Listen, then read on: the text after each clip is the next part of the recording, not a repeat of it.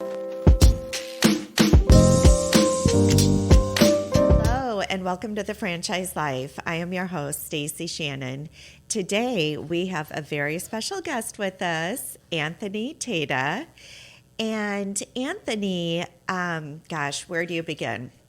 He was a Brigadier General in the Army. He has authored 16 books, thriller fictions, of which I have finished my first book called Chasing the Lion. Highly recommend. He has also served under President Trump in his career, and among many other things, also currently serves on the board of directors for a company called Homefront Brands, which owns 6 different property service brands. Welcome, Tony. Great to be with you, Stacie. Yeah. So I had the pleasure of meeting you in Charlotte, North Carolina a few months ago at Homefront Brands. Mm-hmm. I was there learning about their different franchises, and subsequently I have invested in one of their brands, Temporary Wall Systems, which I'm currently launching here in West Palm Beach. But before we get into, the franchising world per se, where you find yourself today in part, share with us about your background. Sure. Your stellar experience in the Army and where you found yourself and how you got to where you are today. Sure. I always start with, I'm the son of 2 school teachers from Virginia Beach, Virginia. My father is the son of Italian immigrants that immigrated from Italy in the 20s into Detroit, Michigan. My grandfather was a brick mason, a block layer. So very humble beginnings. My mother from the Blue Ridge Mountains in Virginia. They actually met when my dad was at University of Virginia as a football standout for UVA back in 1950 or whenever it was. And he went to play for the Lions and got cut the last cut before this regular season started. He got drafted, and he came back and was student teaching in Charlottesville, Virginia, getting his master's in education, and met my mother, who was already a teacher at the high school and they met in the lunch line. And so very humble beginnings, 2 teachers, 3 kids. I have an older brother, younger sister, and my brother went to the Naval Academy. He was a pretty good kicker on the football team, and I got recruited by West Point, and I went and played baseball and wrestled at West Point. And then my sister one day calls me, and she was the best athlete of the whole group because she ran a 4.42 mile in high school, and she was being recruited nationwide. And she calls me at West Point my sophomore year or whatever it was, crying, saying, "Dad's trying to make me join the Air Force." I'm like, "Join the Air Force? What are you talking about? You're a national champion miler." And she goes, "Yeah, somewhere in Colorado." And it clicks for me because my mother had then become a guidance counselor, now called a school counselor, and they knew the ticket. I had my brother at Navy, I was at Army, and these are you don't pay to go to those schools other than with a lot of time and effort, and they wanted the hat trick. My sister had received an appointment to the Air Force Academy, which she turned down, and went to run at my dad's alma mater and was a national champion miler at University of Virginia, which was a better life for her. I was in the second class that had women in it, and so there were 2 all-male classes and then 2 mixed gender classes. And I told my father, after I talked to my sister, I said, "It's going to be okay one day. I don't know that it's okay now, that you want your daughter, my sister, in this environment, knowing my sister, as sensitive soul that she is." And so I embarked on a 28-year military career. I was a paratrooper. I commanded in the 82nd Airborne Division and the 101st Airborne Division, Deputy Commanding General of the 10th Mountain Division. Lots of operational time. My last combat tour was Afghanistan. I was the Deputy Commanding General of about 25,000 troops there. a lot of activity, as we say. It was a tough duty. The wars, when they started post 9/11, took a toll on the military community in a big way, and a lot of people got burned out. I would say that for those of us that were sort of continuously operationally deployed, it took a toll on a generation of veterans. And then when I transitioned out, I wanted to get back to my roots, education. And so I talked to my parents at great length about what I would do post-military career. And I went through a training program called the Broad Academy. Eli Broad, billionaire philanthropist out of Detroit, Michigan. L.A. He recently passed, but he lived in Los Angeles, and the Broad Museum. It's art, medical, and education foundations. And his education foundation was looking for leaders to engage in public school systems, and they recruited me, and I appreciated that, and I went through the program. And then Michelle Rhee, who was the chancellor of D.C. Public Schools at the time, was also on the board of the Broad Academy, and she called me one day and said, "Hey, Tony, I need a general to come in and help me run the business side of things so I can focus on academics." And so Michelle and I are very close to this day, and I did that for almost 2 years, and then got hired away by Wake County, Raleigh, North Carolina, the largest school system in the state, 15th largest in the country. Led that system for a couple of years. Loved it, really kind of self-actualized as a leader in that capacity. Then the governor, a newly elected governor, asked me to serve as the Secretary of Transportation of the state. I thought, this would be a combination of what I've done in education, what I've done in the military, and be able to apply those skill sets across the state.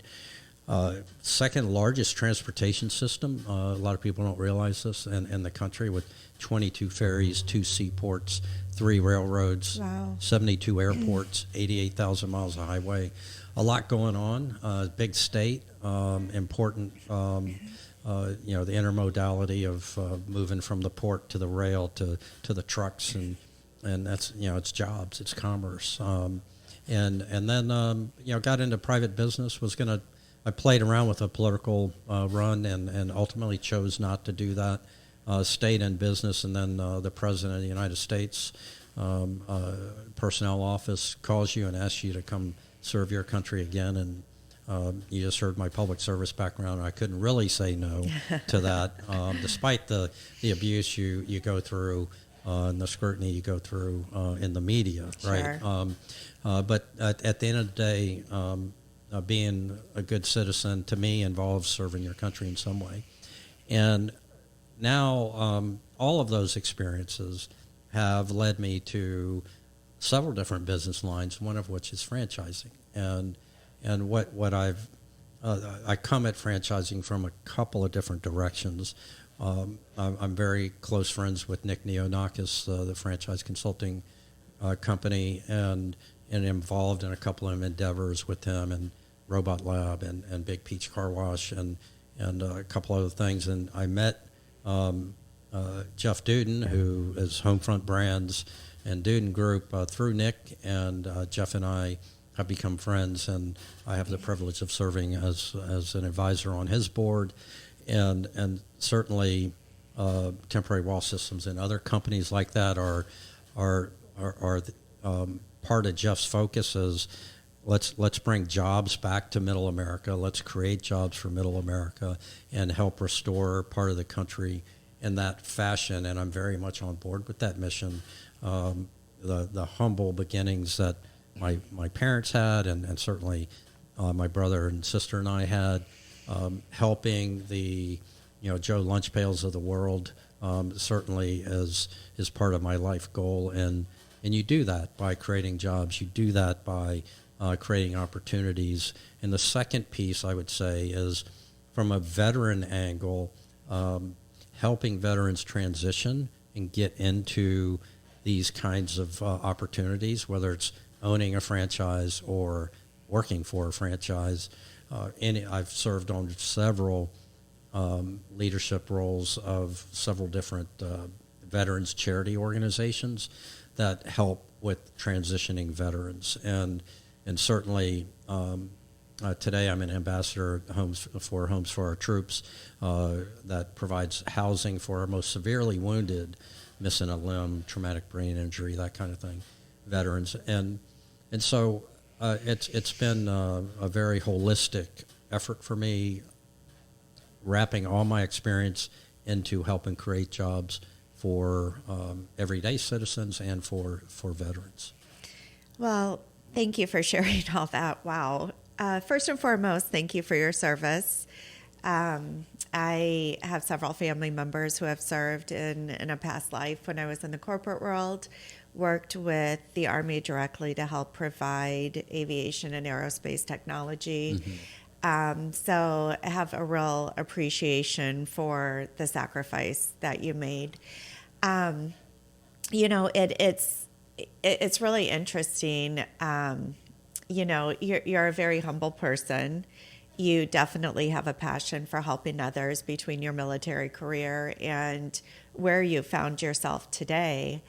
When you talk about veterans and transitioning, I do find myself quite often talking to veterans that are looking to for what that next step is, right? Like, in business ownership seems so unachievable for so many people.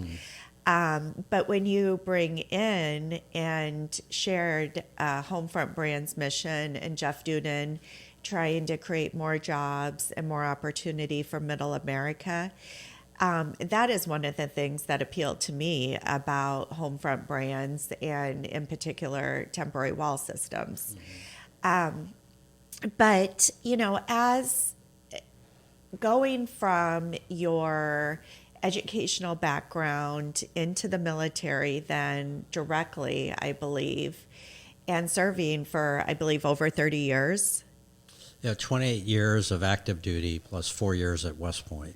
Which, incredible. So having that transition, what skills do you feel that you acquired? I mean, certainly one that stands out undoubtedly, given the number of troops you oversaw, is leadership. But what skills do you feel that a veteran, I guess, earns or learns throughout their military career that could be and is transferable into business ownership?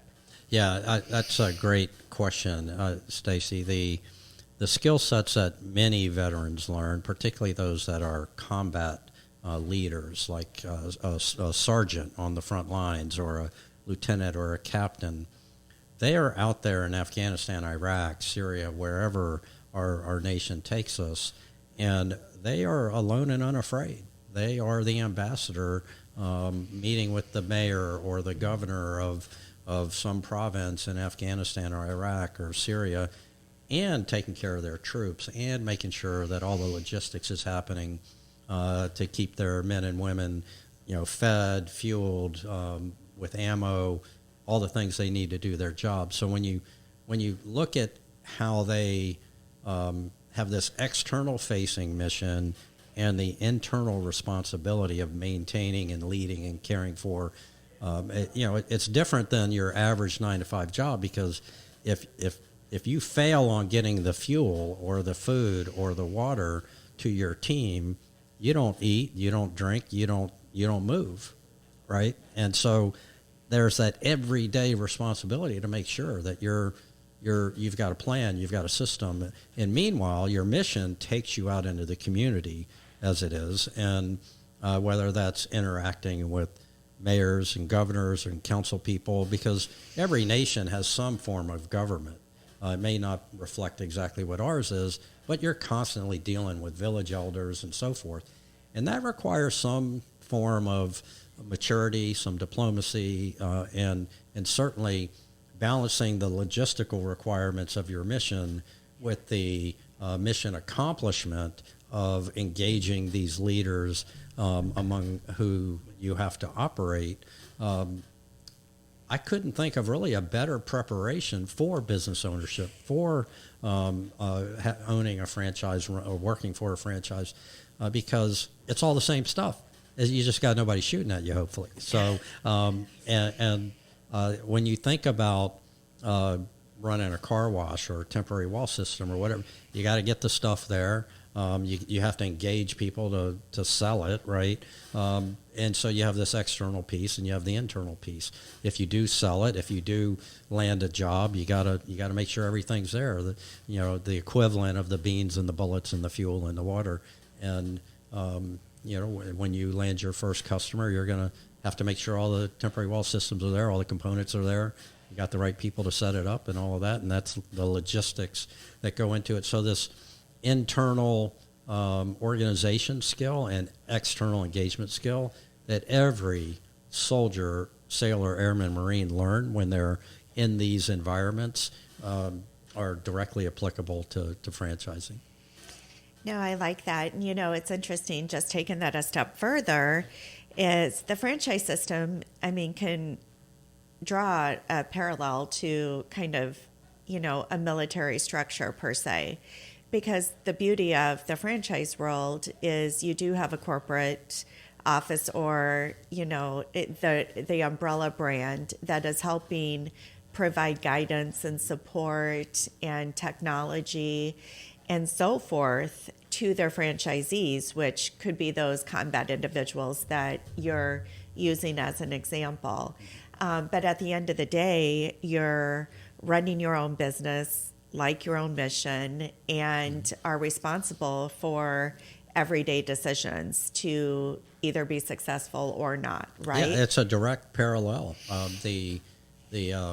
I think about, I had 91 forward operating bases in Afghanistan that I circulated around. Some were led by lieutenant colonels, some were led by captains, all had very seasoned sergeants as advisors to these commanders, and at the end of the day, they loved having that autonomy and independence, but they also knew that there were guys like me that they could reach out and say, hey, I haven't gotten my ammo resupply for 3 days, or so having that headquarters entity to resource them, not necessarily tell them what to do all the time, but to help them when they needed it, is very applicable and very transferable to the business world here, where with franchise, they're out there slaying it themselves. If they run into some issues, they can always call the HQ and say, how do I fix this? Or can you get me more of that? And it's nice to know that you can always call back to somebody in case things are going a little sideways. Absolutely. You're not in business by yourself, but for yourself, in essence, exactly. Which, that's interesting. I never really drawn the parallel. I know that, through my experience and exposure in the franchise industry, that a lot of veterans make absolutely excellent franchise owners. But I'd never really drawn that parallel to the structures being very similar. Two different worlds, but very similar. So let me ask you this. A lot of clients, whether a veteran or not, deal with fear. So the fear of the unknown, the fear of, taking that step into business ownership. In the world that you lived in the military, you and your troops and counterparts, you faced fear day in and day out. Sure. What advice would you give someone? And I'm speaking more, this will apply to everyday life, but what advice can you give someone who is dealing with fear in making a decision like going into business for themselves? Yeah, I that's a really good question, because it revolves around, in my mind, all of us want to take care of our families or take care of ourselves. In the military, you've been out doing your mission, but you didn't have to do a quarterly report. You didn't have to. you certainly had to provide a lot of reports back and paperwork and all that stuff. I'm not saying it didn't exist, but your paycheck was not based upon any EBITDA or revenue or any of that. You're being paid because you're a soldier, sailor, airman, marine in the military, and so making that transition from the military, or even as a civilian, out of a corporate job to go out and break out on your own is one that creates a lot of anxiety, because am I going to make it? Do I have enough money? What if I fail? And I've been very successful at some business things, and I've failed at some business things. I made some good investments, and I made some bad investments. And what I would say is that everybody has to do what's right for their situation, for their family. How much risk can they take? What is the reward that they see coming back? How much value do you put on being an independent operator versus being a member of a team, a cog in a wheel, not in a negative sense, but just one of several people giving way together in a corporate building?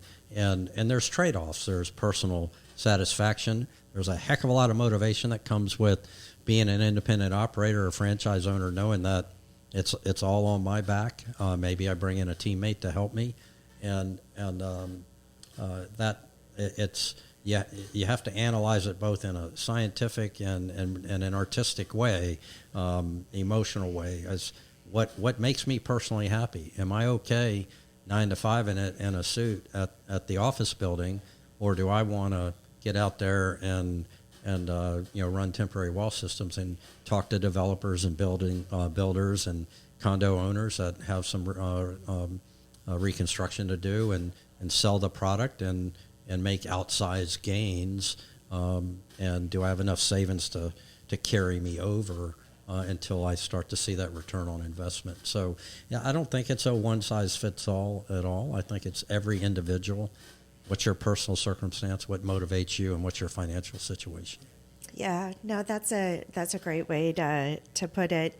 Having spent 21 years in the corporate world, it's interesting because I speak with a lot of individuals that would like to make an exit from the corporate world, but the perceived security of the corporate world keeps them in, right? Mm-hmm.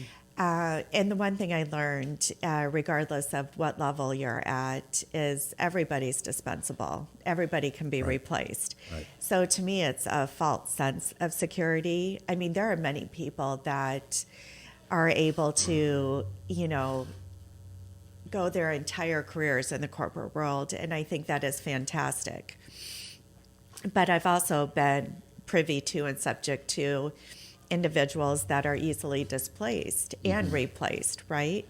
So, that's where, and obviously with what I do, I'm a huge proponent of, taking your future into your own hands. And, certainly you have to weigh the risks and make sure that you have the financial wherewithal and, are making the best decisions for yourself. But building a future for yourself and investing in yourself is what I'm passionate about. So back to your franchise investments and, how much time, and I know yours are more passive investments. It's not that you're running a franchise on a daily basis by any means, but you're invested in franchise opportunities. How did you choose the ones you chose? What were the attributes that you were looking for when considering franchise investment? Yeah, so I what am I interested in? I am an equity owner in 2 different franchise opportunities, and they take up a fair amount of time every week. I'm on. It's like being on the board of directors. I have a call in an hour and a half with the car wash franchise that we are doing, and then I've already had a call this morning with the robotics franchise that we're doing. And so the time commitment is significant, particularly measured against everything else that I'm doing. But for me, it was, I've had other opportunities that I've said no to, but these two things really interest me. One is, I think, just the financial opportunity with the car wash, because that seems to be a lot of all the rage right now with private equity firms. And so being involved in the car wash is interesting. I work with a lot of PE firms and other parts of my business, and to see those two sides of the world coming together, there's a lot of opportunity there. And so I was interested in that.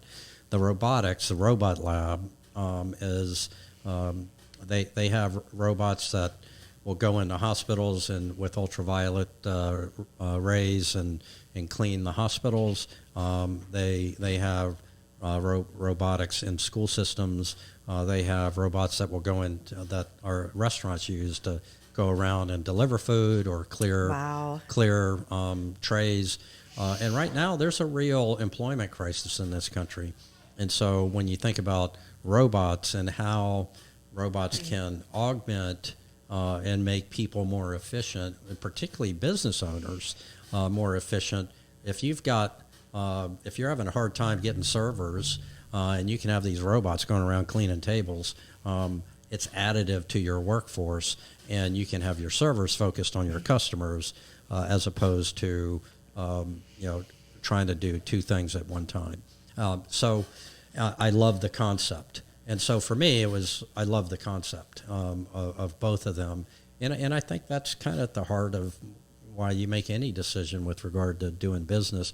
I like the people that I met in both of these opportunities. I mean, I made personal visits to the headquarters before I decided to get invested, and just tremendous people, all entrepreneurs, all very soul of the earth folks trying to bring services to citizens and also make some money while doing it. And that's what Jeff Duden talks about. Bringing the middle class back to America with opportunities for business. And I want to do my part there. I've served in many different other ways in our country, and I feel like this is almost like service as well, helping create opportunities for so many great Americans that want to just own a business and help their local community. Absolutely. I mean, so a couple takeaways from that is, number one, the breadth of the franchise industry. I mean, when people think of franchising, they think of McDonald's, they think of Chick-fil-A. Usually it's more food and beverage type opportunities. The breadth is so wide. So I've mentioned temporary walls. You've mentioned car washes, robotics. I mean, there's senior care, there's the typical food and beverage, there's property management. It's just so vast. Right. So many different opportunities. But the other thing which is really interesting, and a trend we've just started to see in the past few years, is private equity getting involved in the franchise industry because of the value they see in it. Right. And that is significant. And it's also, getting back to your previous question about decision making and security and safety and risk, that's also a real signal to people trying to make a decision that, if I make this leap, there's already people from the PE, private equity world, making that leap. They're investing in car washes and other types of franchises because they create so much opportunity and so much business. Absolutely. And they're even investing in franchise organizations that own multiple brands. I mean, we see it from a number of different angles.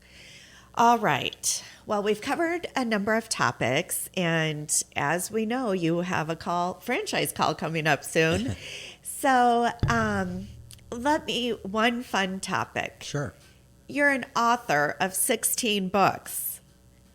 How does an Army veteran and a businessman and a someone who's served under President Trump, how do you author 16 books? Where do you find the time, and where do you get your inspiration from? I'm typically not doing anything between midnight and 4 a.m. So, when I have to write 1,000 words a day. I had a command sergeant major once tell me when I was commanding in the 82nd Airborne, sir, if we're not falling ahead or getting ahead, we're falling behind.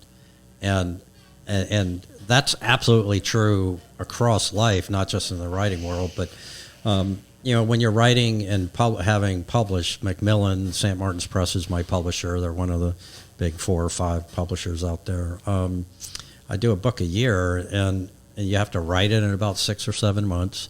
You turn it in, and then you go back and forth on edits with the editors, and then they put it into production, and it comes out, and then you go on book tour. So there are 3 distinct phases: the writing, the editing, and the marketing.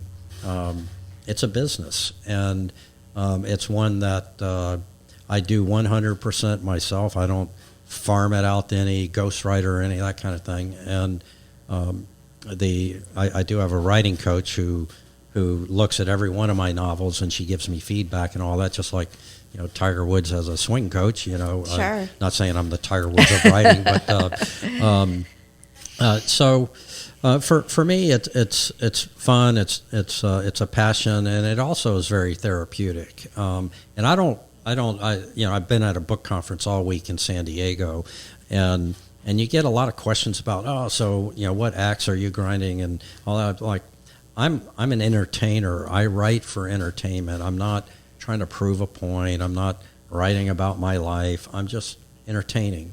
And when you think about people have a limited budget, they're going to spend their $10 or $20 on entertainment. They have to choose between you and Tom Clancy and a million other authors, or am I going to go to this movie, Steven Spielberg movie?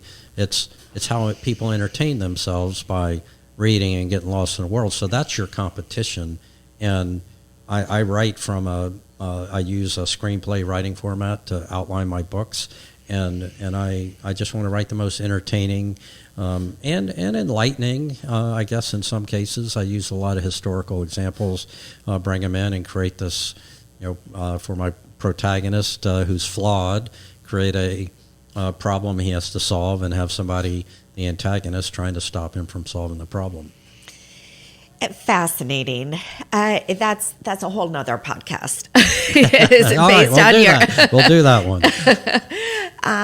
No, it is just fascinating, and you're fascinating, just so well-rounded. You just have your hand in so many different things, and again, having read one of your 16 books, it is very entertaining, and it's number 1 in a series, so I need to continue that series, and I certainly will. I'll bring you Total Empire, which is number 2 in the series, next time we sit down. Fantastic. All right. Well, Tony, thank you so much for taking the time out today to share your insights into just, veterans and transferring those skills into business ownership, or even working for a franchise.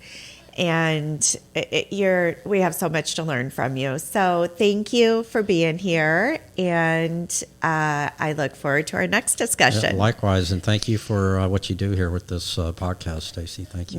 My pleasure. All the best. Likewise. All right. For anybody that is interested in learning more about Homefront Brands or any other franchise opportunities that are available today, please feel free to reach out to me at Stacie@fusionfranchising.com. Thanks, and have a great day.